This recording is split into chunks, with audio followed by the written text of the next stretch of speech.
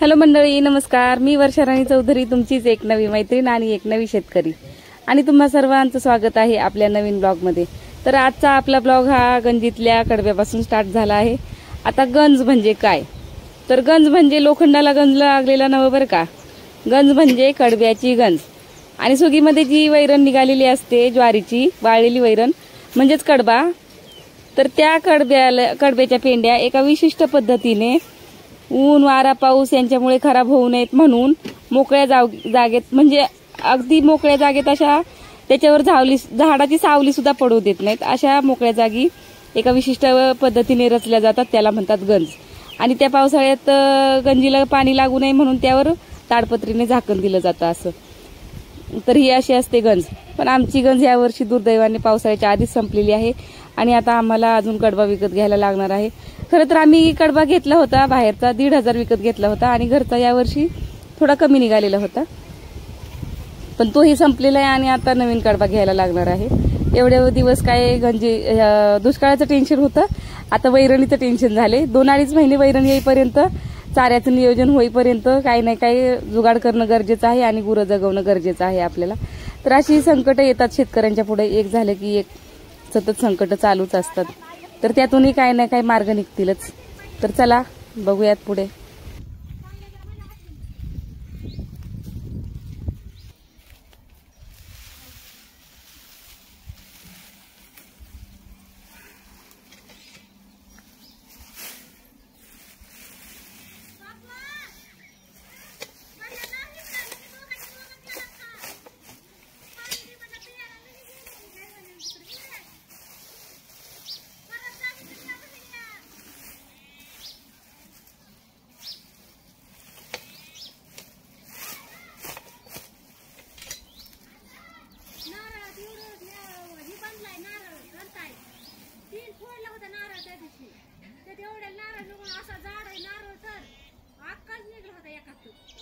झाडच निघतात, झाड अजून ओला होता आणि त्यात पाणी किती निघलं.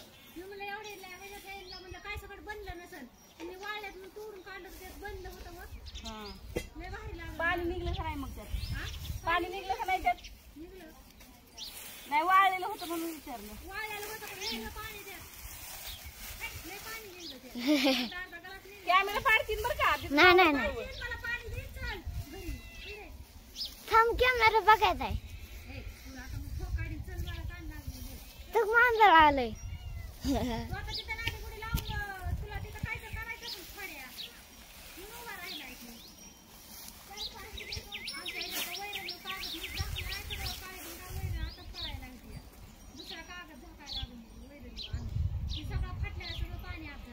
आणि त्या दिवशी ते पिवळं होतं ते झाकाय काय झालं मग? चांगलं होतं.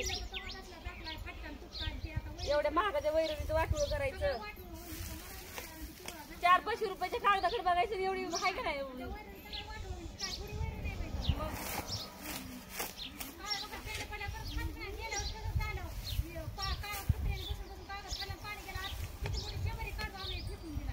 काळ पडल्यावर वास आल्यावर कशी खात्यात बुरा लागतोय लगेच त्याला.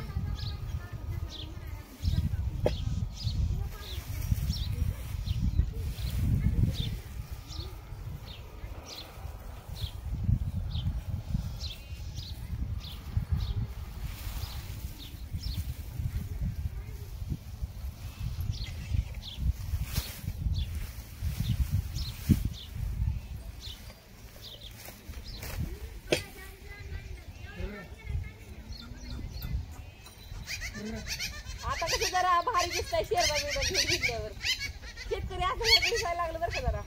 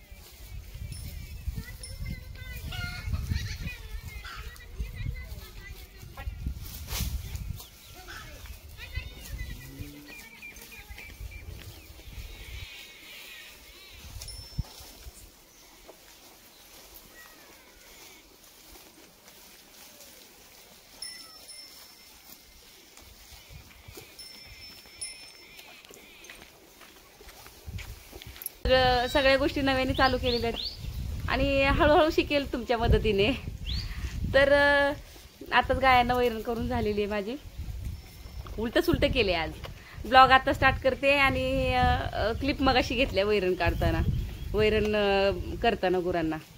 आणि तर आजच्या व्हिडिओमध्ये मी तुम्हाला हेच सांगण्याचा प्रयत्न करते की दुष्काळामुळे यावर्षी वैरणीचं वांदं झालेलं आहे. एवढी सगळी जनावर आहेत आणि किती जनावर आहेत कालच सांगितलं होतं मी कालच्या व्हिडिओमध्ये की 9 जनावर आहेत सगळी लहान मोठी पकडून. आणि कडबा बघितलं तुम्ही केवढासा राहिलाय गंजीला. तर काय घालायचं शेतकऱ्यांच्या पुढे एका संकटाला तोंड देईस तर दुसरं संकट उभं राहिलेलं असते. आता कसं तरी एवढे दिवस पाऊस नव्हता, पूर्ण 1 वर्ष झालं. मला तर व्हिडिओ बनवायचेच मूड होत नव्हते. वाटायचं काय बनवावं, काय सांगावं. दुष्काळ असला पडलेला आहे आणि निगेटिव्ह म्हणजे एकदम नकारात्मक ऊर्जा निर्माण झाली होती मनामध्ये की काय आपल्याबरोबर कोणतं चांगलंच होत नाही, काही होत नाही व्यवस्थित. किती कोणतंही करायला गेलं तरी कुठे ना कुठे कमी पडतंच आहे, काय नाही काही होतच आहे, असं सतत मनात विचार येत होते. त्यामुळं मी व्हिडिओ बनवायचे टाळत होते जास्त करून. आणि आता जरा पाऊस झाला, यावर्षी खूप छान पाऊस झाला आहे आम्हाला. काल पण छान पाऊस झाला. काल तर ते कागदाचं नियोजन केलं होतं ताडपत्रीचं, ते थोडं फिसकटलं, त्याच्यातून हे झालं, गळायला सुरुवात झाली. ती मी चुकीचं कमी मार्जिन पकडल्यामुळं तसं झालेलं आहे. आणि आता यावर्षी पाऊस तर चांगला झालेला आहे. तुमच्या मदतीने मी पुढे जाण्याचा प्रयत्न करते. मंडळी सपोर्ट करा बरं का. आणि आपले व्हिडिओ आवडत असतील तर लाईक शेअर करायला हरकत नाही बरं का. शेअर काय करा किंवा नका करू, पण लाईक करायला विसरत जाऊ नका. लाईक नक्की करत जावा. मला थोडं आणि कमेंट तर आवर्जून आलेच पाहिजेत. पण बाबा जबरदस्ती नाही की तुम्ही कमेंट केलीच पाहिजे, बघताय तर बोललेच पाहिजेत. पण तुम्ही माझ्याशी बोलाल, मला सजेशन देत राहाल की नवीन नवीन या पद्धतीने हे करत आहे, त्या पद्धतीने ते कर, असं जर सांगितलं तर चांगलीच गोष्ट आहे. मी त्या पद्धतीने पण त्या डिरेक्शनमधून मी जाईल ना. आणि हीच ती गाडी जिला मी शिकण्याचा प्रयत्न करते पण मला जमेना झाली, कारण मला सायकल येत नाही म्हणून. तरी पण माझे प्रयत्न चालू आहेत. आता थोडं कुठं मला थोडं जायला पायवरती घ्यायला यायला लागलेले आहेत. आणि एवढे दिवस येतच नव्हते, अशी गाडी वाकडी तिकडे होऊन जायची. आता थोडं जमायला लागलं. आता जमायला लागलं. हां, अजून एक सांगते, आता कुठं जमायला लागलं तोपर्यंत पाऊस आलाय. आता परत माझं प्रॅक्टिस बंद झाली गाडीचं, कारण रस्त्यांना चिखल आहे. इकडं काय डांबरी नाहीत. हा डांबरी आहे तर तिकडं थोडं लांब जायला लागतं. तिथपर्यंत मी गाडी घेऊन जाणार कशी, असंही सगळं.